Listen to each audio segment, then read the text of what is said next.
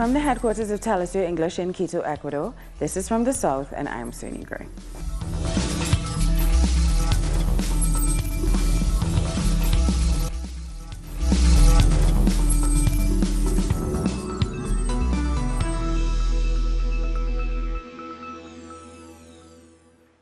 Colombian legislators elected in March are beginning their 2018-2022 term in the Senate and the lower house this Friday. 10 members of the demobilized insurgent group, the Revolutionary Armed Forces of Colombia, or FARC, will serve as members of Congress. And for the first time, there's a center-left coalition, the Bloc for Peace and Life, with nearly 50 legislators. However, Álvaro Uribe's Democratic Center Party remains the most influential political force in the Senate and the second most influential in the lower house. So let's take a look at how those seats in the Congress are distributed. There are 280 seats in all, divided into two houses. In the Senate, we see on the right in light blue that the Center Democratico of the former President Álvaro Uribe and the incoming President Iván Duque has the largest number of seats, 19. Along with the right-wing parties, Cambemo Radical and the Conservatives, they have 50 votes. And they can also expect support on some key issues from the center-right PLC and the U, with 14 senators each, which would give them a clear majority. In the lower house, the division is similar, with a large majority for the right wing. As a result of the peace agreement reached in Havana, the FARC is present in Congress for the first time, with 5 seats in each house, as we see on the left in brown. Despite the right-wing majority, the new parliamentary term opens an era of hope in Colombia as the Revolutionary Alternative Forces of the Common, the party born after the FARC rebels disarmed, take their place in the Congress. Victoria Sandino is one of the former FARC leaders taking a seat. She says she is ready to fight a new battle, but now it will no longer be in the jungle, but in the Senate. In the Congress, I suppose it is going to be overwhelming, a quite hostile environment, especially because of the extreme right wing, because they won the elections and I suppose they will be more emboldened. There has been a period of war in which Mr. Uribe was the main protagonist, but I also think that with all the differences, we have to find a path that we can take to make it possible to turn the page on that war. And that is something that must definitely be discussed with our adversaries. Our correspondent in Bogota, Paula Fernandez, brings us more details. It's an important day for Colombia. On the one hand, they are commemorating 208 years since the signing of the independence of Colombia. For that reason, activities are taking place in major cities across the country, including Cali, Barranquilla, Medellin, and here in Bogota, where this anniversary is being commemorated. The other important event taking place today is the installation of the new legislature. Today is a historic day for Colombia because following the signing of the peace accord between the government and the FARC, 10 FARC members will take a seat in Congress. The former armed group is now the Revolutionary Alternative Forces of the Commons Party. That will have 5 seats in the Senate and 5 seats in the lower house. They will attend this event alongside all of the parties that receive seats in the Congress of the Republic. President Juan Manuel Santos will head the ceremony. Everyone agrees that this is a historic moment, even though most of the seats are going to be occupied by the right wing. That includes the Democratic Center, Cambio Radical, and the Conservatives and Liberals. But alternative parties also got seats. The Green Alliance said that they are going to oppose the new president Iván Duque's government and, of course, the FARC party. These parties define themselves as the pro-peace side that will defend the implementation of the peace agreement and the protection of social movements in Colombia. And to dig a bit deeper into the composition of the new Congress and what it means for Colombia's future, let's talk to Alicia Prager, a freelance Colombian journalist who has been following the implementation of the peace accords and the reintegration of the former FARC members. She joins us now from Spain. Thank you, Alicia, for joining us. Thank you for calling me. The Democratic Center is going to dominate both the Senate and the lower house, and Iván Duque will take office soon. What does this mean for the future of the peace process? What it really means is very hard to forecast at the moment. right after his election, Duque said that he will dedicate his presidency to work against the polarization of the country, which has been revealed more and more during the election campaigns of Duque and Petro. But a first step of Duque and the Centro Democrático has been to initiate a reform of the JEP, the Special Jurisdiction for Peace, which is an integral part of the peace agreement. And such steps are increasing the uncertainties that the country is facing. And regarding the work of the Senate and the lower house, I've just been on the phone with one of the 5 representatives of the FARC in the lower house, and he said they are as dedicated as always before to work on the implementation of the peace treaty. However, another representative of the FARC in the Senate, Ivan Marquez, has announced that he will not take his seat as a senator out of protest against the failure of the government to comply sufficiently with the court. And especially sensible is the topic of the extradition of Santrich to the U.S. because of charges to drug trafficking. He's a high-profile representative of the FARC in the Senate. And yeah, this is a highly, highly disputed topic.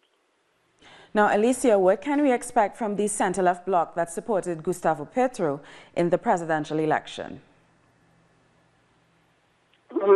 We can expect the opposition to strongly work for the implementation of the peace accord and to continue the work. There is still a very considerable force and gained many, many votes. However, with Duque being the president and having a very strong base in the Senate and the House of Representatives, it will be difficult to get their agenda through. Especially, it might be difficult to make big progress now on topics such as an integral land reform, which is a very important topic for the party of the FARC.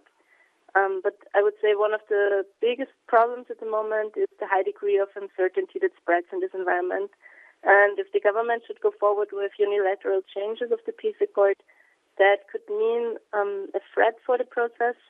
But yeah, until now, all FARC members that I've talked to show dedication for the agreement. The question is how many setbacks that will be able to take. And yeah, many people working in the implementation of the accord, as well as also the FARC themselves, call for increased international attention to Colombia. Now, Alicia, you've worked with the former FARC members. How do you think they will deal with the new political atmosphere? And what about the continued killings of social leaders? How is that going to affect the new Senate? The majority of the FARC is still very convinced that the right way is to stick to the accord. That's at least what they always tell me. But surely it becomes increasingly hard to keep up hope in this environment. But I think many react with an even stronger dedication to work for the peace agreement and show that they really mean what they've signed there. However, something very important in Colombia to consider is that there are great differences between the different regions. So what might be true for one region can be a completely different reality in another region.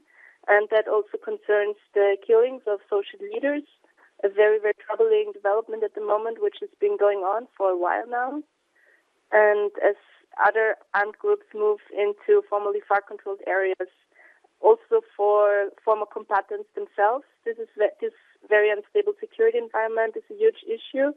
Already more than 50 FARC members have been killed since they put away their weapons, which also sends a signal to for instance, the ELN, who's also in peace negotiations at the moment.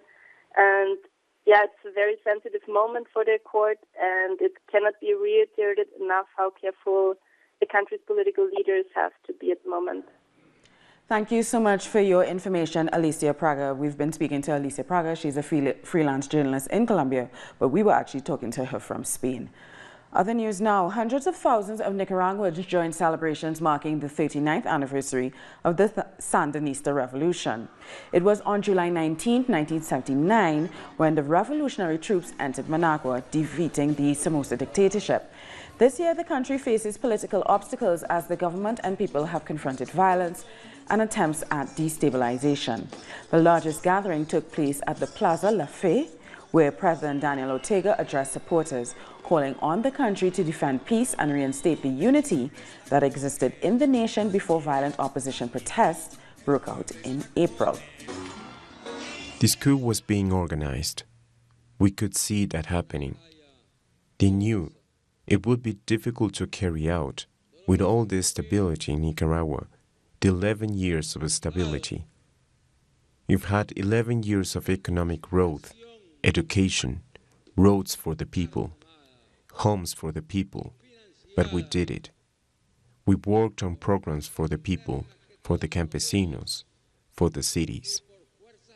And we did this with never-seen-before popularity rates, very high levels. They didn't want to see us continue the revolution, to strengthen the revolution. And it was obvious that the revolution brought peace. It was obvious that it had brought security. Earlier, we were joined by the human rights and labor lawyer Dan Kovalik from Managua, where he attended yesterday's massive rally. We asked Dan what he made of the celebration. Well, it was amazing. It was incredibly spirited. The entire plaza was full of people. I was told maybe 100,000 people, which is a large crowd, especially given the fact they did not bring people in from other departments. They were only people from Managua. There had been attacks by right-wing opposition on caravans over the last months, so they did not try to get people in from other departments. But it was amazingly spirited, very exciting. People were happy. It was a huge celebration. Time now for a short break, but we will return after this video from our colleagues in multimedia.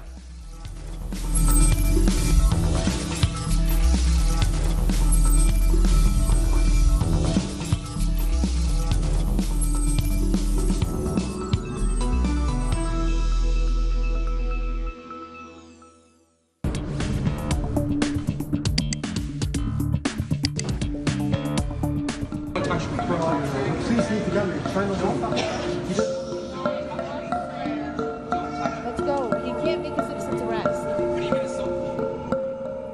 But then you call the police on him. Let's go. Don't touch him. Why are you touching him? I want to leave. Stop assaulting me. I want to leave. Let's go. Let's go.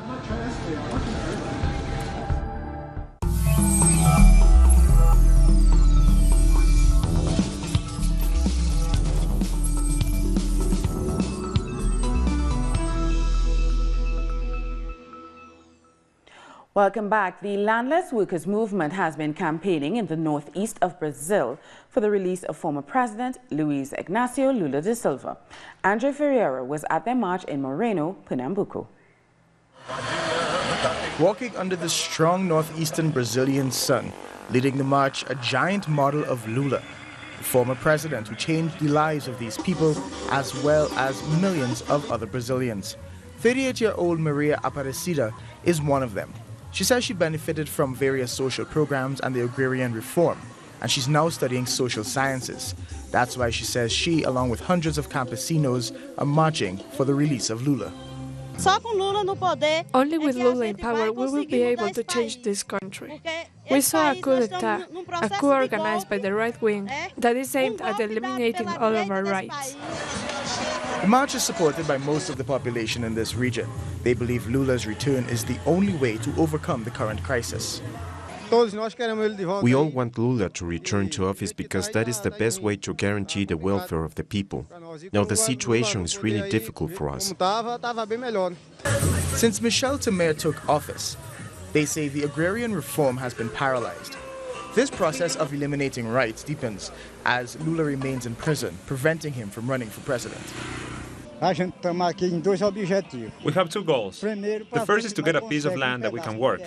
The second goal is to achieve Comrade Lula's release, because he's in prison unfairly. Those who stole and continue to steal are free, while he, who didn't steal, is in jail, without any evidence. Now on its fourth day, the march arrived at the town of Moreno. So far, they've walked 104 kilometers since last Monday. March finishes on Friday when campesinos march 26 kilometers to the city of Recife, where it passes. This march has left a clear message. People understand our message because we all know the importance of the fight for Lula's release. I think we all felt that when we arrived in Moreno. People are with Lula as the only way to protect Brazilian democracy against the coup it has suffered. For these men and women, Lula's release means the hope of a better life. And just a few hours ago, those marchers reached the city of Recife, where they will gather later today for a closing ceremony of this march in defense of Lula. Our correspondent, Andrew Vieira, has the latest from Recife. The march in defense of former President Lula da Silva has just reached the city of Recife, its final stop after having started on Monday over 100 kilometers away in the city of Caruaru. Protesters have started to gather in downtown Recife, the capital of the state of Pernambuco, which is Lula's home state. Later in the afternoon, there will be a closing ceremony for the march, which was held to demand Lula's freedom in defense of democracy. Letting the world know that Lula is a political prisoner, members of the MST have reiterated that the only way to guarantee Lula's freedom is for the people to take to the streets, since his freedom depends on the support of the people, not just the justice system, which has been acting in favor of other political interests. We'll continue to update you as the day goes on. The director of the International Monetary Fund, Christine Lagarde, is expected to meet Argentina's President Mauricio Macri in Buenos Aires this Friday. The country's largest union is rejecting the country's agreement with the IMF, saying that no good has ever come from going to the IMF. Officials have said they may delay implementing elements of a tax reform approved last year if spending cuts prove insufficient to reach deficit targets. Our correspondent in Buenos Aires, Edgardo Esteban, brings us more. The head of the International Monetary Fund, Christine Lagarde, is already in Argentina to attend the G20 meeting of economic and finance ministers that will take place this weekend here in the capital, Buenos Aires. There is general outrage, especially taking into account the IMF's agenda with President Mauricio Macri. He and Lagarde will have dinner tonight, aimed to be a working meeting to discuss a new approach by the Argentinian government to implement the IMF loan of $50 billion. Trade unions and social movements have called for different mobilizations this Friday to reject this visit. The first one in the morning, in the city center, and another one this afternoon outside the Argentinian Central Bank headquarters, where political parties, social movements, and trade unions will reject, as I have already said, the agreement signed by the Argentinian government with the IMF and Christine Lagarde's visit. Thousands of Peruvians took to the streets again Thursday night to protest against corruption in the judicial system. The protesters marched in Lima and other cities, some of them carrying effigies of rats and vultures to symbolize the corruption and abuse of power among the country's judges and in other institutions. In the last 2 weeks, a series of recordings have come to light which seem to show judges arranging bribes on behalf of criminals and businessmen.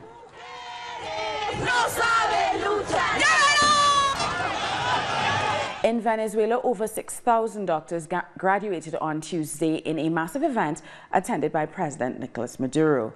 The number of doctors graduating from Venezuela's medical program actually increased despite the economic crisis.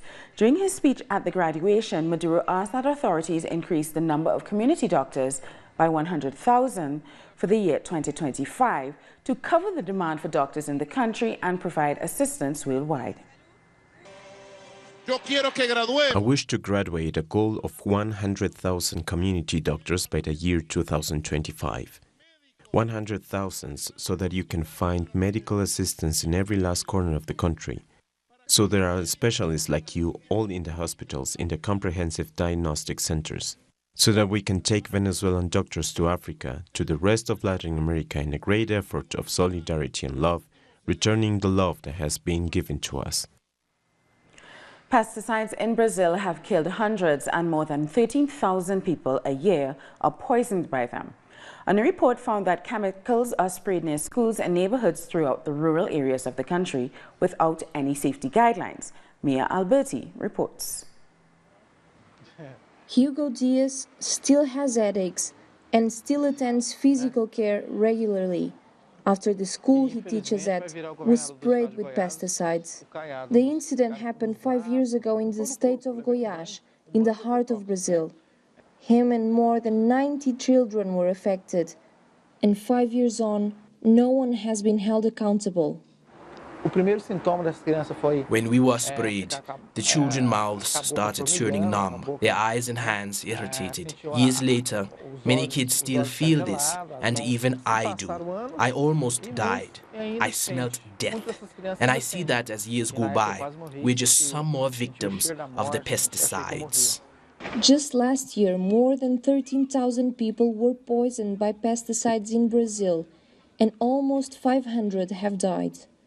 But the number is expected to be much higher, accounting for the people who do not come forward. Lili Marmori is a doctor who works with affected communities daily, and she has seen many cases of intoxication, but also several cases of chronic poisoning. Cancer, depression, and even suicide are some of the consequences.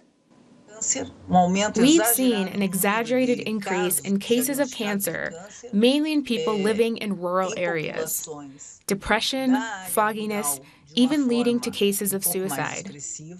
Pesticide intoxication is a nationwide problem. The chemicals are sprayed near homes, schools, affecting entire communities, while authorities fail to respond, according to a Human Rights Watch report. Rural communities are almost entirely dependent on the surrounding agribusinesses. That means the affected population struggle to come forward, afraid of reprisals.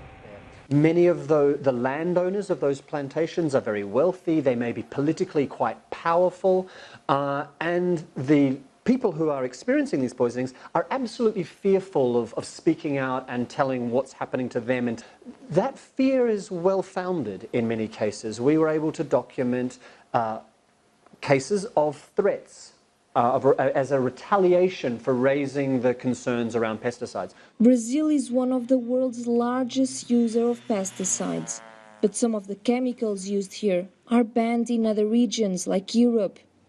The Ministry of Health told Telesur it has a program in place to help health workers and communities lower the risk of exposure. The Ministry of Agriculture, in charge of controlling the use of pesticides, did not comment in time for this report. The subject of pesticides has been a very difficult and controversial debate here in Brazil for years now, and it's about to get even more difficult. By the end of this year, Congress is going to vote on a bill to change the laws regarding pesticides, and this bill has been deemed by some as the poison package by its critics, but it's also heavily supported by the Rural Bench, which is a group in Congress made of lawmakers that are related to the agribusinesses, and they are expected to pressure the bill into being accepted. Mia Alberti, Telesur in São Paulo. The government of Jamaica is extending an invitation to the 12 Thai boys and their coach who were rescued from a cave to an all-expensive paid vacation to the island. Jamaica's Tourism Minister Edmund Bartlett said he couldn't think of a more appropriate gesture for the boys. He added that they will be using all diplomatic channels to make it happen as a show of appreciation for the special friendship Jamaica has with the people of Thailand over the years. And time now for a short break, but join us again after this look at what our multimedia colleagues are reporting.